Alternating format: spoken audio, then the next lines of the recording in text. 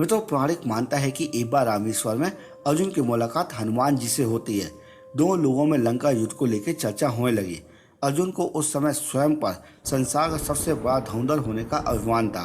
बातचीत में उन्होंने हनुमान जी से कहा कि आपके प्रभु रामचंद्र जी बड़े ही वीर योद्धा और धुरंधर थे, तो उन्होंने लंका जाने के लिए बाणों से ही सेतु निर्माण क्यों नहीं कर दिया। इस पर हनुमान जी ने कहा कि बाणों का पुल वानर सेना का भार सहन नहीं कर पाता। अर्जुन ने घमंड से कहा कि वे तो बाणों का ऐसा पुल बना देते कि टूटता भी नहीं। अर्जुन ने हनुमान जी से कहा कि आप सामने तालाब देख रहे हो, मैं वहां पर एक बाणों का पुल तैयार करके दिखाता हूँ, वो आपका भार सहन कर लेगा।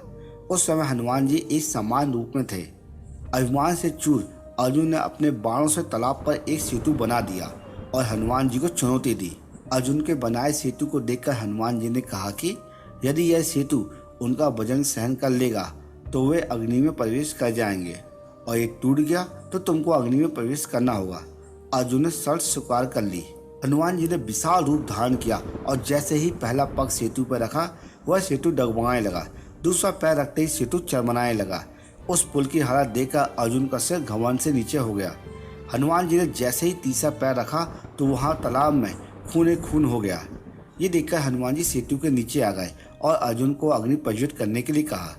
अग्नि प्रज्वलित होते ही हनुमान जी उसमें प्रवेश करने ही वाले थे, तभी भगवान श्री कृष्ण प्रकट हुए और बजरंगबली को ऐसा करने से रोका। उन्होंने कहा कि हे भक्त शेष, आपके पहला पग रखते ही यह सेतु टूट गया होता अगर मैं कछुआ बनकर अपनी पीठ पर आपका भार सहन नहीं करता। तीसरा पग रखते ही मेरी पीठ से खून निकलने लगा।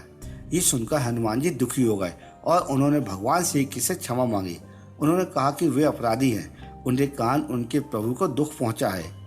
इस पर श्री कृष्ण बोले कि ये सब उनकी ही इच्छा से हुआ है।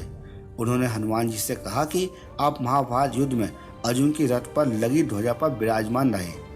जब महाभारत युद्ध हुआ तो अर्जुन की रथ पर हनुमान जी शिखर पर लगे ध्वजा पर विराजमान हो गए।